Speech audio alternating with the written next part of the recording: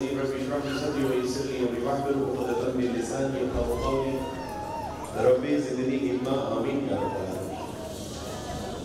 ہر طرح کی تعریف اللہ سبحانہ و تعالیٰ کے لیے ہے جو رب تمام جہانوں کا اور جس کے اختیار میں ہم سبھی جان اور بھی آخر ہم سب کو اسی کی طرف لوٹ کر جانا کروڑوں درود و سلام نبی کریم صلی اللہ علیہ وسلم کی ذات اقدس پر جنہوں نے بڑھتی ہوئی انسانیت کو ایک ایسا صراط مستقیم عطا کیا کہ جس پر چلنے کا انعام اللہ کے یہاں وسیع جنتیں۔ معزز حاضرین کرام، سچی بات ہے کہ اس طرح کی 14 اگست میں نے کبھی نہیں منائی کہ جس میں نہ صرف خوبصورت بچوں کی پرفارمنس، اور یہ بیکن ہاؤس کے بچے نہیں ہیں، آپ نے سنا ان بچوں کے بارے میں کہ یہ بچے کون ہیں، کہاں سے بلونگ کرتے ہیں اور کون ان کی کفالت کرتے ہیں، اور ان کا جوش اور جذبہ دیکھ کے سچی بات ہے لگتا ہے کہ یہ کاکول کے کوئی ٹرینڈ بچے ہیں۔ اور سسٹر عائشہ مشتاق، میں ان بچوں کو دیکھ کے جو سب سے چھوٹا بچہ پرفارم کر رہا تھا، میں دیکھ کے کہہ رہا تھا کہ how is possible کہ he is orphan۔ orphan کا مطلب ہوتا ہے کہ جس کے ماں باپ نہیں ہیں لیکن اس کے بچے کی آپ اس کے آداب، اخلاق، معاملات، کردار، اس کی پوری پرفارمنس دیکھیے، کون کہہ سکتا ہے کہ اس کے پیچھے کوئی ماں نہیں ہے؟ I salute سسٹر عائشہ کو سلیوٹ کرتا ہوں کہ جس نے ایک واقعہ تن ماں بن کے ان بچوں کی ویسی پرورش۔ یہاں ہمارے اسکول کی ٹیچر جو پرنسپل صاحبہ بیٹھی ہے، سسٹر I salute۔ ہاں، ہم یہ تو کہہ سکتے ہیں کہ ان بچوں کی حقیقی ماں نہیں ہے، مگر سچی بات ہے کہ قوم، ملک، ملت کی یہ جب تک مائیں ہیں، اللہ سبحانہ و تعالیٰ ان بچوں کو ضائع نہیں ہونے دیتے۔ ڈاکٹر اصغر صاحب فرما رہے تھے کہ ہم مٹی کو سونا بنا رہے ہیں۔ نہیں ڈاکٹر صاحب، ہم مٹی کو سونا نہیں بنا رہے ہیں، ہم تو سونے کو پالش کرنے کی کوشش کر رہے ہیں کہ جو اللہ سبحانہ و تعالیٰ نے ان کے اندر صلاحیتیں پیدا کی۔ البرٹ آئنسٹائن کہتا ہے ہر بچہ جینیس لیول کے اوپر پیدا ہوتا ہے۔ دراصل یہ البرٹ آئنسٹائن کا قول نہیں ہے، یہ میرے اللہ کا فرمان ہے، لَقَدْ خَلَقْنَا الْإِنسَانَ فِي أَحْسَنِ تَقْوِيمٍ۔ اور جن بچوں کو میرے اللہ نے احسن تقویم کے اوپر پیدا کیا ہے، ہم ان کو کیا سونا بنائیں گے؟ یہ تو اللہ سبحانہ و تعالیٰ کی طرف سے سونا اور جوہر اور گوہر بنا کر پیدا کیے گئے ہیں، بس یہ ہے کہ ان کو پالش کرنے کی ضرورت ہے۔ میں نے اپنی 14 اگست زندگی بھر میں ایسی نہیں منائی جیسی خوشی اور راحت مجھے ان بچوں کو دیکھ کے ہوئی کہ اللہ سبحانہ و تعالیٰ یہ جذبہ، یہ شوق، یہ ذوق ہمارے بچوں میں پیدا فرمائے۔ رسول اللہ صلی اللہ علیہ وسلم جب مکہ فتح ہوتا اب اللہ سبحانہ و تعالیٰ نے 23 سال کی محنت شاقہ کے بعد اللہ سبحانہ و تعالیٰ نے آپ ہی کا محبوب ترین وطن آپ کو جب لوٹایا ہے، آپ فاتح ہوتے ہیں، اور بغیر ایک خون کا قطرہ بہائے جب فاتحانہ اس میں داخل ہوتے ہیں تو قوموں نے دیکھا ہے۔ پرشین امپائر کو آپ دیکھ لیجئے، آپ سیولائزیشن کو دیکھ لیجئے، آپ گریک سیولائزیشن کو دیکھ لیجئے، آپ فرینچ ریولوشن کو دیکھ لیجئے، آپ دنیا کی تہذیب و تمدن کو دیکھ لیجئے، جب قومیں فتح حاصل کرتی ہیں اور سپاہ سالار جب اس زمین کے اوپر داخل ہوتے ہیں تو ان کا سینہ تنا ہوتا ہے، ان کے ہاتھ میں تلوار ہوتی ہے، ان کے سینے پہ ڈال ہوتی ہے، ان کے سینے کمر پہ تیر اور کمان ہوتے ہیں، اور وہ للکارتے ہوئے اس وطن میں داخل ہوتے ہیں۔ لیکن رسول اللہ صلی اللہ علیہ وسلم جب اس وطن میں داخل ہوتے ہیں تو پیچھے ایک یتیم بچہ بیٹھا ہوا ہے، اور آپ علیہ السلام کا امامہ مبارک کوہان کے ساتھ لگا ہوا ہے۔ آج ان کی ساری پوچھا کہ بتاؤ آج تمہارے ساتھ کیا سلوک کروں گا؟ تو کہا کہ محمد صلی اللہ علیہ وسلم، ہم نے آپ کو درگزر احسان اور قربانی کرنے والا پایا ہے، آپ معاف فرمائیں گے؟ کہا جاؤ مثل یوسف، میں بھی تم سب کو معافی عام کا اعلان کرتا ہوں۔ اور اللہ سبحانہ و تعالیٰ نے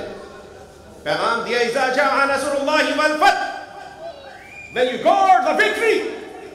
جب تمہیں کامیابی اور کامرانی حاصل ہو، جب تمہیں فتح نصیب ہو، جب اللہ سبحانہ و تعالیٰ مقام و مرتبے عطا فرمائے، اور آپ دیکھیں گے کہ لوگ جو اسلام میں داخل ہونے ہوں گے، تو آپ نے کرنا کیا ہے؟ آپ نے کرنا یہ ہے کہ آج سے انکساری اختیار کرتے ہوئے اللہ سبحانہ و تعالیٰ کے حضور توبہ اور استغفار کرنی ہے۔ میرے دوستو، بھائیو، بزرگوں، جس فضا میں ہم آزادانہ سانس لے رہے ہیں نا، if you want to know what is the cost of freedom، اگر آپ جاننا چاہتے ہیں کہ آزادی کی قیمت کیا ہے تو پوچھئے کشمیر کے لوگوں سے کہ جو نہ اپنی مرضی سے جی سکتے ہیں نہ اپنی مرضی سے مر سکتے ہیں۔ You want to know what is the meaning of freedom، تو پوچھئے برما کے لوگوں سے کہ جو سانس بھی اپنی مرضی سے نہیں لے سکتے، یہاں تک کہ ان کے اوپر جو ظلم و ستم ڈایا جا رہا ہے، اس ظلم و ستم کی ویڈیو بھی ان کو اپلوڈ کرنے کی اجازت نہیں۔ ان کے بچوں کو زندہ آگ کے اندر جلا دیا گیا، ان کو میسیو لیول کے اوپر لیا گیا اور زندہ انسانوں کو قبر میں دبا دیا گیا۔ پوری دنیا اس سے ناآشنا۔ اگر آپ جاننا چاہتے ہیں کہ آزادی کتنی بڑی نعمت ہے تو دیکھیے فلسطین کے اندر وہ 24 لاکھ لوگوں کی آبادی، وہ ہنستے بنستے محلے، وہ گلیاں، وہ شہر، وہ سیکٹر، وہ سٹیز اس وقت کھنڈرات کا منظر پیش کر رہے ہیں۔ If you want to know what the cost of freedom، پوچھئے ان ماؤں سے کہ جو پریگننٹ تھیں اور اپنی نہیں اپنے پیٹ میں بچے کی خاطر جب راشن لینے کے لیے جاتے ہیں تو ظالم وہاں بم مار کے ان پریگننٹ عورتوں کو شہید کر دیتے ہیں۔ وہ بچے جو پانی کی تلاش میں جاتے ہیں ان کے اوپر گولیاں اور بم اور بارود برسا کے ان کو شہید کر دیا جاتا ہے۔ If you want to know what the cost of freedom، پوچھئے فلسطین سے، برما سے، کشمیر سے، شام سے، عراق سے، لیبیا سے پوچھئے۔ یہ مستی ہے کہ جس کے سبب سے کہتے ہیں کہ پاکستان نے دیا ہی کیا ہے۔ میں آپ سے پوچھتا ہوں کہ ہم نے پاکستان کو کیا دیا ہے؟ آج ہمارا جوان پوچھتا ہے کہ پاکستان نے ہمارے لیے کیا ہی کیا ہے؟ My dear, you don't know what the importance of freedom۔ میں جو آزادی کے ساتھ یہاں پر میں آپ کے سامنے بیان کر رہا ہوں، یہ آزادی ہے۔ میں گھر سے یہاں تک پہنچا ہوں، یہ آزادی ہے۔ میں اپنی مرضی سے اپنے دین کے بارے میں بات کر سکتا ہوں، آزادی ہے۔ میں اذان دے سکتا ہوں، آزادی ہے۔ میں قرآن پڑھ سکتا ہوں، آزادی ہے۔ میں اپنے مکتبہ فکر کی تحفظ کے لیے آواز اٹھا سکتا ہوں، آزادی ہے۔ شاید وہ میرا جوان جانتا نہیں ہے کہ آزادی کا مطلب کیا ہے۔ یہ مدینہ منورہ اور مکہ کے بعد وہ واحد ریاست تھی جو اسلام کے بعد معرض وجود میں آئی، جس کی خاطر میری ماؤں، بہنوں، بیٹیوں نے 20 لاکھ لوگوں نے اپنی جان کے نذرانے پیش کر دیے۔ اور آپ کو جاتا جاتا ایک واقعہ سنا۔ ایک بزرگ کہتے ہیں کہ آج بھی میرے ہاتھ پہ میری ماں کی انگلیوں کے نشان موجود ہیں۔ اور ہوا کیا تھا؟ وہ کہتے ہیں کہ ہم جب ہندوستان سے ایک ایسی ریاست کے لیے ہجرت کر رہے تھے کہ جہاں لا الہ الا اللہ محمد رسول اللہ صلی اللہ علیہ وسلم کا نظام ہوگا، جہاں ہواؤں اور فضاؤں میں اذان کی آواز گونجے گی، جہاں آزادی کے ساتھ ہم قربانی کر سکیں گے، جہاں آزادی کے ساتھ ہم رسول اللہ کی سنتوں کے اوپر عمل کر سکیں گے، جہاں آزادی کے ساتھ مسلمان سکھ کی سانس لے سکے گا، ہم ایک ایسے وطن کی طرف جب ہجرت کے لیے نکلے، مال و متاع، مکان، جائیداد، کھیت کھلیان، each and everything left for the Islam، ہم نے سب کچھ اسلام کے لیے چھوڑ دیا۔ اور جب ہم جنگلات سے گزر رہے تھے تو ہندو اور سکھوں نے ہمارے اوپر حملہ کر دیا، اور ہمارے جو مرد حضرات تھے انہوں نے کہا کہ ہم ان کا مقابلہ کریں گے، اور اگر ہم ان کا مقابلہ کرتے ہوئے بچ گئے تو ہم اپنی عورتوں کی بھی حفاظت کا سامان کر لیں گے، اور اگر ہم نہ بچ سکے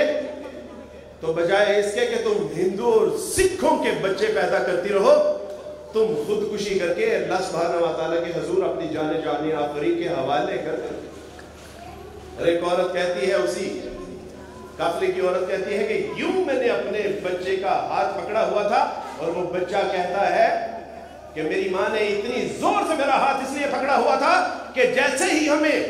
اطلاع ملے کہ ہمارے مرد سارے قتل کر دیے گئے ہیں تو میں اپنے بچے کے سمیت اس کنویں میں چھلانگ لگا کے اللہ سبحانہ و تعالیٰ کے حضور اپنی جان کو سپرد کر دوں. وہ بچہ کہتا ہے کہ وہ میری ماں تھی اور میں اس کا بچہ تھا. ہم سے پوچھئے کہ ہم نے اس پاکستان کے لیے کیا قیمت ادا کی. ایک عورت جس نے کئی سالوں کے بعد اللہ سبحانہ و تعالیٰ سے رو کے گریہ زاری کر کے گڑ گڑا کے آہوزاری کر کے اللہ سبحانہ و تعالیٰ سے ایک بیٹا لیا. ادھر اعلان ہوتا ہے کہ الحمدللہ آپ سب کو مبارک ہو کہ پاکستان معرض وجود میں آ چکا ہے, اسلام کے لیے ہجرت کیجئے. کہتی میں نے ہجرت کی, اور ادھر سکھ اور ہندو ہماری جوانیوں کے پیچھے بھیڑیوں کی طرح پڑے ہوئے تھے, اور ہم کچھ جاڑیوں کی اوڑ میں چھپ گئی. لیکن جیسے ہی میرے بچے نے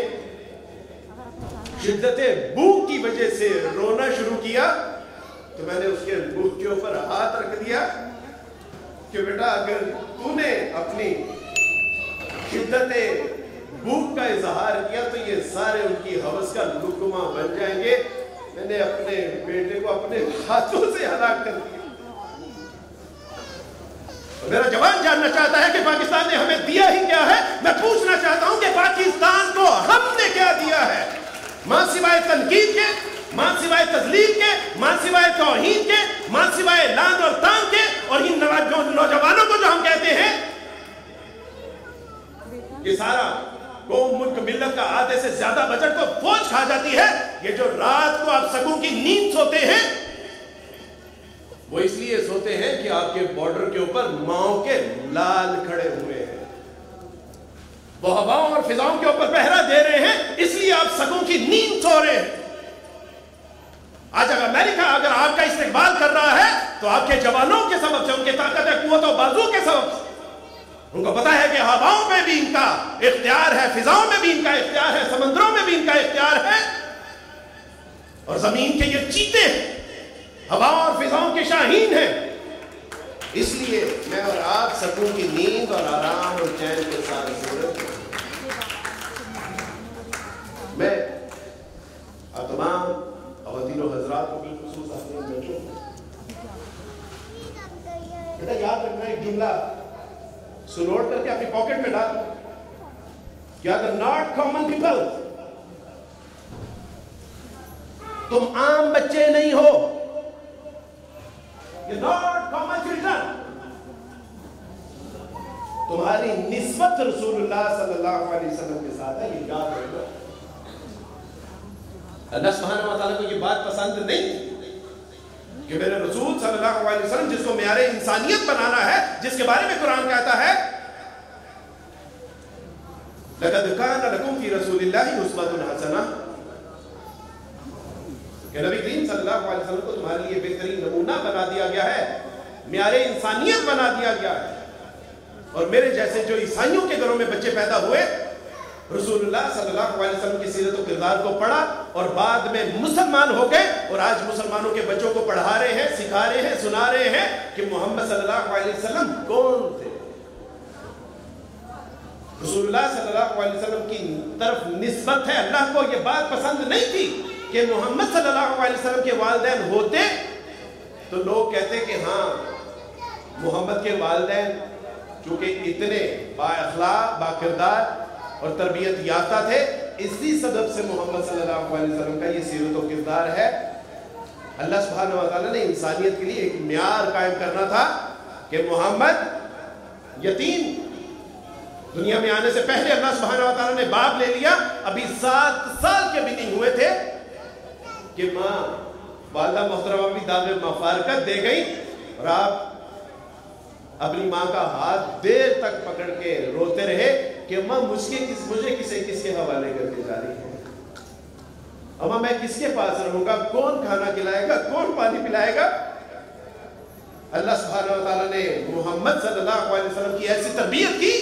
کہ آج گورا بھی تسلیم کرتا ہے کہ محمد صلی اللہ علیہ وسلم اخلاقیات کے حوالے سے, کردار کے حوالے سے, معاملات کے حوالے سے اور شریعت کے حوالے سے آپ علیہ السلام کا اس کائنات میں کوئی ثانی نہیں.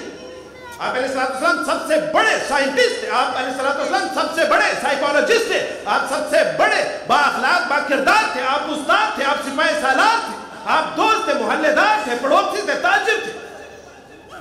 اور نبی اور رسول تو وہ تھے۔ اللہ سبحانہ و تعالیٰ یہ دکھانا چاہتا ہے، جب اللہ سبحانہ و تعالیٰ اپنا آپ بنوانا چاہتا ہے کہ ان اللہ علی کل شیء قدیر،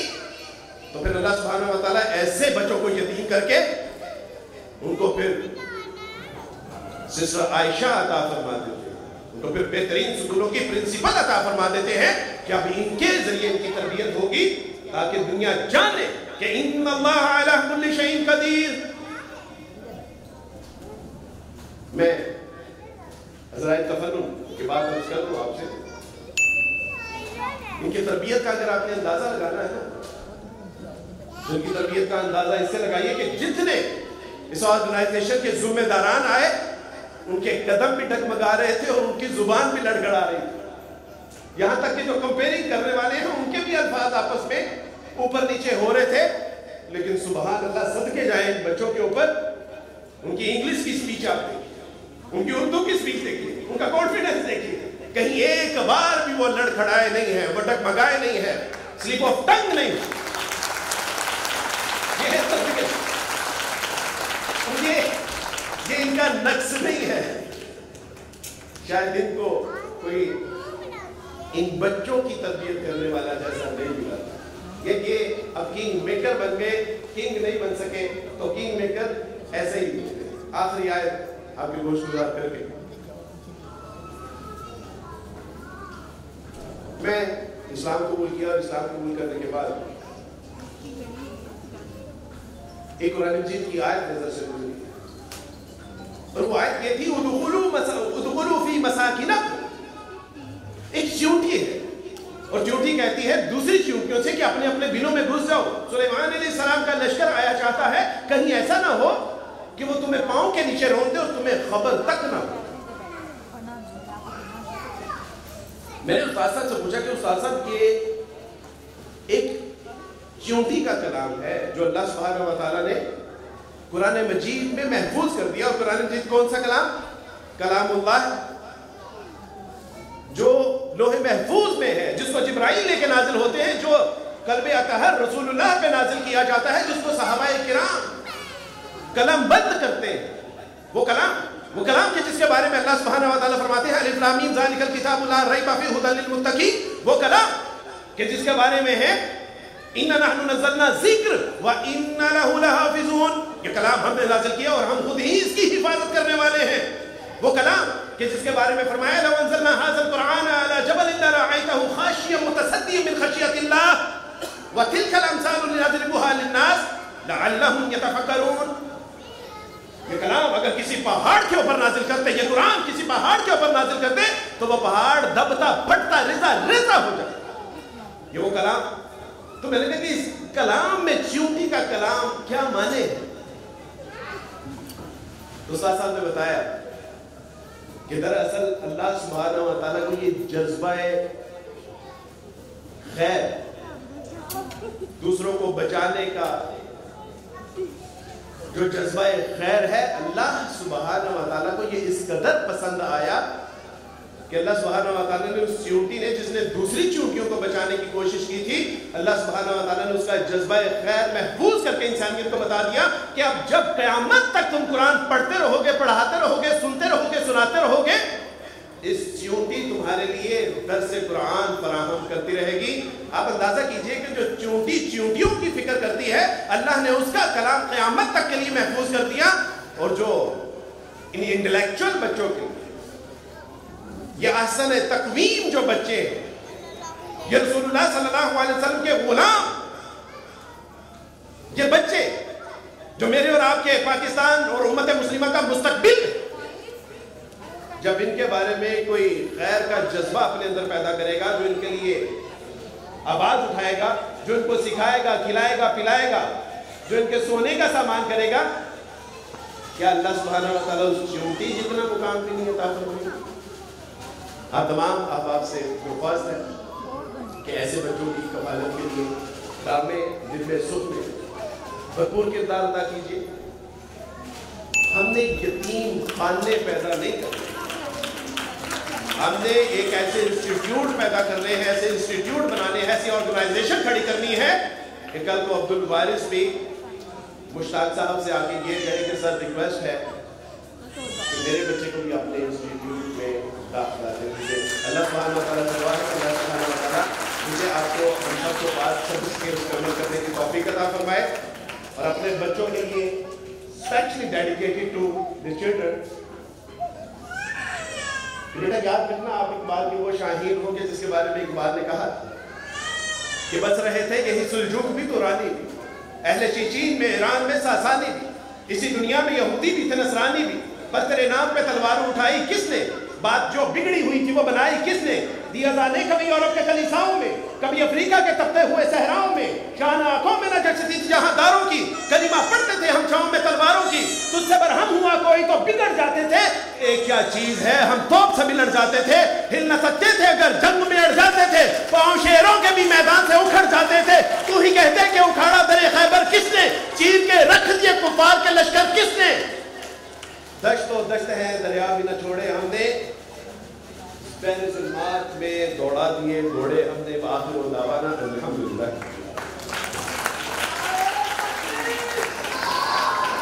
जज़ाकल्लाह जी, बड़े खूबसूरत अंदाज से उन्होंने समझाने की कोशिश की। बच्चे सारे तशरीफ ले एहताम हम इंशाल्लाह कौमी तराने से करेंगे। जहां आप हैं वहीं पे इंशाल्लाह खड़े होके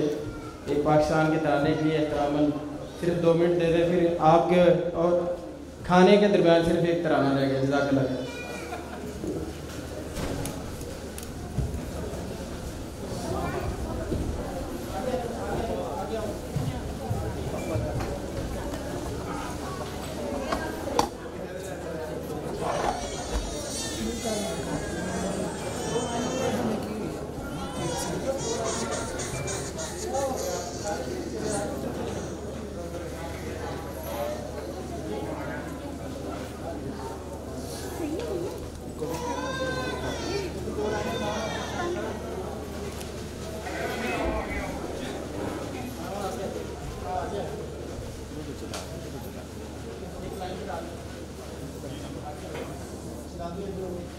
जो